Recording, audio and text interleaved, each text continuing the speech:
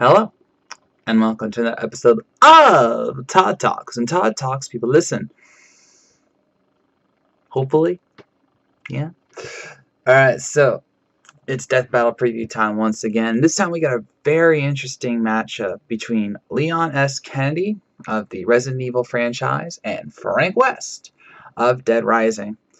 And again, remember the theme of this season is like most requested matchups, and I can totally see why this is a most requested matchup because these are two very popular franchises for entirely different reasons, and these characters just they stick out. I mean, I've heard people say, why not Chris Redfield instead of Leon? And I don't know. I mean, Chris will be there. Chris will be in Death Battle. I have no doubt. But let's give Leon his due first.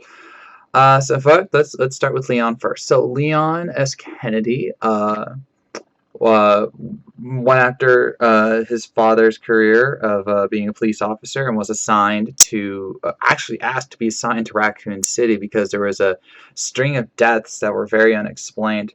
And then he got drunk and overslept on the night of the outbreak. Go Leon. And when he arrived in Raccoon City, he found that just about everyone was infected. Yay! So naturally, he did what any respectable human being would do, and he survived the incident. And he met Claire Redfield, he met Ada Wong, he met some of the people who some lived, some died, and he eventually made it out of Raccoon City alive. And that's how it ended. No, I'm just joking. That's actually just how it started, because that was when he was a rookie. And then, so fast forward basically 15 years, and throughout those 15 years, he's done some pretty insane stuff. He has fought. It's really sad that Resident Evil has different tiers of zombies. Okay, it's not just like, okay, you're all zombies. No, this is like different variations. Like he went to Spain once to rescue the president's daughter, who he was personally handpicked to be a guard for the president's family, and then the daughter got kidnapped, and so naturally Leon has to go save her, and he finds himself in a small town that's been being mind controlled via I think this was larva eggs. It's yeah, but so this whole town is infected, and then so naturally he has to basically kill the entire town, just to save the president's daughter, who wants to sleep with him, but he says no. Go Leon. Come on, we all know Leon and Ada, right? Leon and Ada, right? So that happened, and then you go forward a little bit more, and like Resident Evil 6, and yeah, he's back to the regular zombies. It's just like, why can't there just be one tier of zombies? Why can't there just be one tier? So, but he's faced, let's see, the T-virus zombies. He's faced regular zombies. He's fought mind-controlled zombies, but that one still boggles me a little bit. He's fought mutated zombies, because why not? He's fought humans mutated into zombies who went back to humans who became stronger zombies. You know who I'm talking about. Yeah, he's done a lot. Okay, and then this is just the guy who just wanted to be a cop, and now he's like the expert on how to kill T-virus. We want to call them victims, subjects. Sure. Yeah, he's that good. I mean, even Chris Redfield. Okay, Chris freaking Redfield's like, yeah, Leon. Yeah, he knows a lot, right? Okay, after a while, Leon just becomes so bitter after some very bad things happen to him, and he's like, is this ever gonna end? And apparently, Chris asked Leon that in the series, and Leon went, don't make any future plans. And so Chris said, you probably shouldn't make any future plans. And since the series is still going on, probably shouldn't. So yeah, but Leon is insanely good. I mean, this is a guy who, again, survived an entire city of zombies in his rookie year, and then over the next 15 years did numerous missions, both regular and not, survived absolutely insane things, and has killed many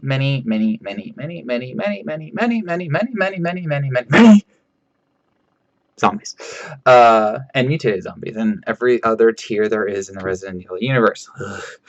So, needless to say, he's quite skilled. I mean, if you saw the Death Battle preview, that's just a very, very small taste of what Leon S. Kennedy can accomplish. I mean, this guy here's one of my favorites. So Leon and Chris Redfield were teaming up to go save a woman named Rebecca, right? And eventually they end up in a situation where a whole swarm of zombies is coming after them, right? So they're fighting together, killing zombie after zombie after zombie. And Chris realizes, like, we're wasting time here. We're never going to save Rebecca at this rate. So Leon does the hero thing, and he goes, go save Rebecca. I'll take care of this. Now, usually this is like a movie trope where, like the hero dies, self-sacrificing, only having a knife in his hand and all that. But no, not Leon. No. He kills all the zombies.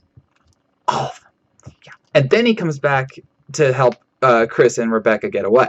So, yeah. And it's specifically stated that there were more zombies when Leon was fighting than when Chris and Leon were fighting them together. So there was like literally waves of zombies, and he killed them all because he's Leon S. Kennedy. And he can kill them, like I said, with a knife. He's killed them with various guns. He's killed tyrants with rocket launchers, very, very powerful rocket launchers, mind you. Well, and side note, why is it always Ada gets in the rocket launcher? I mean, every time, I was re-looking at, Leon's feats, and every time the word rocket launcher is used, Ada is in the sentence. Like, Ada leaves him a rocket launcher. Ada gives Leon a rocket launcher to defeat the tyrant. Ada distracts the tyrant so that Leon can get the rocket launcher. Why is Ada always there? Why does Ada have this stuff? I mean, doesn't Leon know by now you should probably have a rocket launcher on you? I'm just saying. Anyway, but yeah, he is an incredibly skilled soldier, made, again, over 15 years of experience. And that was just from the last recorded game, and I'm pretty sure there was an incident or two after that. So we're talking 15 plus years of experience being a highly trained elite soldier who has killed everything put in front of him that he was supposed to, and even some things he wasn't supposed to. I mean, like, he didn't have, like, this one time he gets ambushed. He's leading a special forces group, gets ambushed, whole team dies. Leon lives, obviously. He goes to mourn them in the morgue. One of them turns into a zombie, kills him. The rest turn into the zombie, kill them. Like, poor Leon. Needless to say, he got really drunk after that. So now, like I said, so he's incredibly skilled. He's a master hand-to-hand fighter. He's a master with knives. He's a master with guns and RPGs. And he's tough. Like, he has been hit so hard. Like, one time he got punched massively to where you could actually, like, see the shockwave, and got knocked to a steel girder, got right back up. He fell from a helicopter. I don't remember how high, but it was, it was in the air, and he fell, landed on his shoulder, and then got back up to fight the bad guy Simmons, who, I've mentioned him before. I didn't say his name, but I mentioned him before. So, he doesn't care. In his rookie year, he was shot in the torso, had very little recovery time, and then just, kept on going because he's Leon. Let's see what some of the good ones. He's been punched by a tyrant into a concrete pillar, and tyrants are, like, uberly powerful. He has taken multiple hits from tyrants. He has, here's one of my personal favorites. So he's trying to save this woman. I can't remember who it is, but he's trying to save this woman, right? And she almost falls into this pit, right? So hold on, let me okay. So this is the bridge, right? And the woman starts to fall because a mutated zombie is attached to her, and this thing is massive. Think like, let's just lowball it and say a car's size, right? But that car has a rope that's attached to her leg, okay? Just go with that. So, mutated zombie, woman attached to a woman who is holding on to Leon by one arm as his legs are wrapped around the metal pole at the end of the bridge. So Leon is upside down, holding on to a woman and a mutated monster with one arm. Really? Really? So yeah, so Leon is strong, and then in one of his most famous speed feats, he dodged lasers, kind of. It's complicated. He basically dodged a laser fence that was going like this, and he was able to run up a wall and jump over the lasers, landing perfectly on his feet because he's Leon S. Kennedy. You're welcome. If he had a weakness, he has bad luck. And not because, like, he keeps tripping over himself, but he keeps finding himself in these situations. I mean, seriously, come on, man. He also has a weird sense of honor that can sometimes just be nosy, not nosy, annoying, but he's a hero. He's supposed to have that. But he honestly doesn't have too many weaknesses outside that he's human. So he will bleed out. He can be shot. He can be eaten by zombies and all that. So yeah, Leon's a pretty cool guy. Moving on to Frank West, a man, and he's covered wars. He's covered wars. So yeah, Frank West, photojournalist and a guy who is not afraid to do what it takes to get fame and to sell his stories, goes to Willamette Mall to find the next big story. Find himself inside a zombie apocalypse of sorts. Turns out the government was doing these experiments in Santa Cabeza, South America, and they were testing zombie stuff and everything. And so the people of Santa Cabeza found out about this and decided to retaliate and turn basically a whole shopping mall, a whole town full of zombies in retaliation. That's a pretty big retaliation. Can I just note that? Like that's some big retaliation. It's like, oh man, they've been experimenting on us. Hey, let's turn a whole town into zombies. Yeah! It's like, can we vote on that? Everyone raises their hands. I'm just saying. So Frank is now stuck in this shopping mall in certain outlying areas for 3 days until his ride that they agreed would come back in 3 days to pick him up. So he has to basically stay there, do missions, save people, figure out what the heck is going on in regards to the government, and kill as many zombies as he can. And he does. Yes, he does. And he does it in literally every imaginable way you can. Okay, revised. Every imaginable way you can inside the sanctity of a shopping mall. A massive shopping mall that has just about everything you could want to kill a zombie and more. Yeah. See, I think that's the real difference between Resident Evil and Dead Rising, is that Resident Evil takes itself seriously to an extent in regards to its zombie outbreak.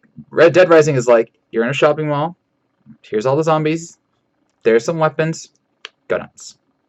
And that works to Frank West's character, because he's a very versatile guy. He, between his experiences, which I'll continue on with in a second, he has used basically anything and everything to kill a zombie. And that's perfectly fine. Because when you are facing, death by zombie, you don't care how you kill them, you just care that you do. And Frank is very good at what he does. He's not the best he is at what he does, but he's very good at what he does. Despite not firing a gun, as you saw in the Death Battle preview, he's very adept with guns, melee weapons, and various other things. And he's not afraid to get his hands dirty. He's not afraid to take the shot. He's actually very determined. He's a very determined guy. I mean, you can say, well, everyone's determined when they want to live. Not really. Some people give up. Okay. But Frank doesn't. He keeps going, and then after the Willamette Mall incident, he actually became famous. And then when his popularity started to wane, he's like, "Okay, screw it. Let's go and find some more stories." And so he was technically part of Dead Rising 2 because it wasn't the same without Frank, and he wasn't in Dead Rising 3, ironically enough, but he came back for 4. So there's that. And of course, he's been in Tatsunoko vs. Capcom and Marvel vs. Capcom 3, Fate of Two Worlds. And Project X Zone. So, that shows the popularity of Frank West, that, he was supposed to be a one-off character, was put in the sequels because, people were mad that he wasn't there. Then they basically, end the series with him coming back in full. So, yeah. Now, if I was to give Frank his greatest strength, it would have to be his versatility. Because, again, he just makes anything and everything that he can. And I think this is actually going to be a problem with Death Battle, because not unlike Ratchet and Clank, Frank has a lot of weapons. I mean, legit. And because we're using, the composite version of Frank West, we're talking, 1, 2 off the books, and 4 primarily. He's got a lot of weapons that are just absolutely insane. Like, he actually has access to the Mega Buster. The Mega Buster! Okay. Capcom is not ashamed to promote their own games within their own games. Like, if you've been playing Monster Hunter World, you know about all the quests to get the armor of the Capcom characters. Yeah, it's the exact same thing. So Frank has access to the Mega Buster, beam swords. He's got Zero's sword. He's got exo armor. Um, he's got combo weapons that are just stupid. I mean, like there's like a unicorn rocket head. I'm like, what the heck, right?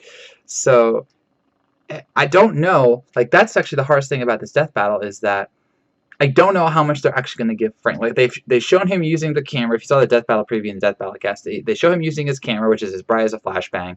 Um, they show him using bats and guns and all that. But the question is, what weapons will they allow him to reasonably have in this death battle?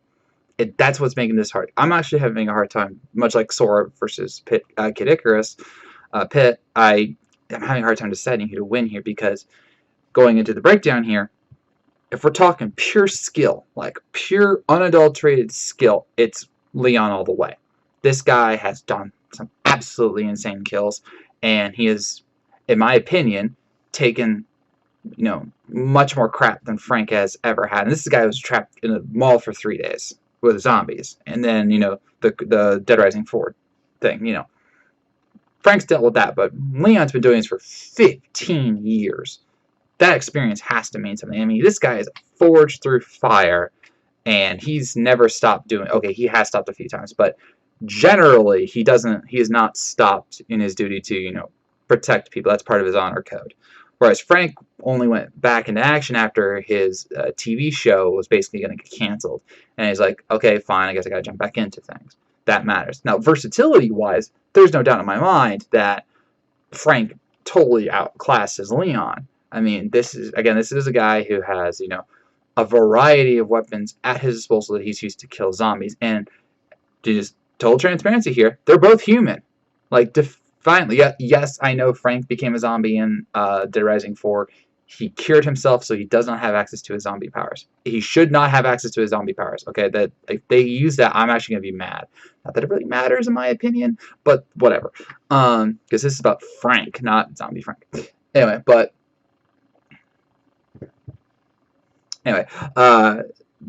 so his weapons, they're versatile, and it's not a stretch to say that Leon has never fought anyone like Frank, while as Frank technically has fought someone like Leon. However, I would also argue that Frank has not fought anyone with the skills and experience of Leon. Yes, he's beaten special forces operators before, but I can't count those as much because if we're being technical, you didn't have to, go up close and personal to beat them.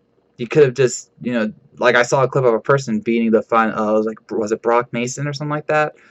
From Dead Rising 1, and he just ran around the guy waiting for him to attack and then attacked him. That's hardly beating a guy. That's literally running around and tiring him out. Leon will go toe-to-toe with Chris freaking Redfield and, end up in a tie, or go against Ada Wong, who is a freaking spy, and, tie her in an epic way. And, I don't think Frank could top that. But the problem is, this is a really question of can he / will he? Can Leon kill Frank? Yes. Can Frank kill Leon? Yes. Will they?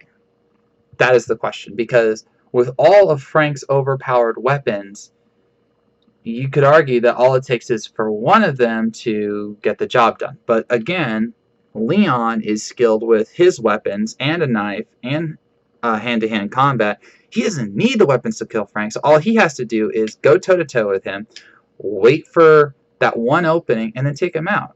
I mean, this is a guy that's fought in, monsters of that Frank can't even dream of. I mean, that's the real difference here, in my opinion, is who they have fought. Yes, Frank has taken down, a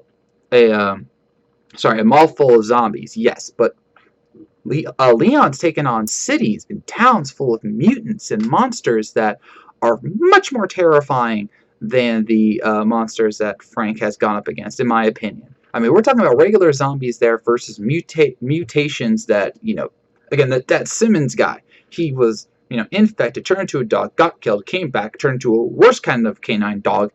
I can only define it as a canine dog. Still didn't die, got infected again, got cured, and then got impaled. Like, that's how much it took to kill one guy. Okay? And I mean, and then Leon like, almost single-handedly took down, you know, hundreds of zombies on his own with a knife, or you know, very few weapons. Where Frank, you know, overloads himself with weapons so that he can, you know, handle any situation. Leon doesn't need that. Leon needs one weapon, and he can take down virtually everything. You know, and yes, occasionally he needs the rocket launcher and machine guns and everything, which I'm sure they'll give him. But Leon doesn't need it. He's very good at what he does. I would say he is the best at what he does versus maybe only Chris Redfield. So because of that, I am going to pick Leon S. Kennedy to win. Because while Frank most definitely has the versatility advantage, it doesn't matter if you get killed before you can use it all. And Frank has been proven to have died. That's the only thing. That's the other thing. Leon has not died. Frank has.